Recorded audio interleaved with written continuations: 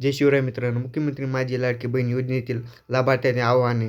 भूलथाप बळी पडू नये. मुख्यमंत्री माझी लाडकी बहीण योजनेतील लाभार्थ्यांना 31 डिसेंबर 2025 पूर्वी ई-केवायसी करणे आवश्यक होते. ज्या लाभार्थ्यांनी निर्धारित मुदतीतील ई-केवायसी पूर्ण केलेली नाही त्यांना योजनेअंतर्गत मिळणारे लाभ बंद करण्यात आला आहेत.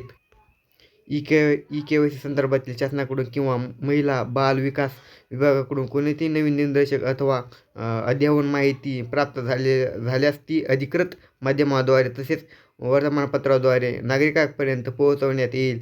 मात्र काही व्यक्ती लाभार्थ्यांची महिलांना चुकीची व दिशाभूल करणारी माहिती देत आहेत. 3,000 रुपये भरून ऑनलाईन तक्रार दाखल करा लागते असं काही म्हणून ते नाही का महिलाला फसवणूक करायला लागलेत.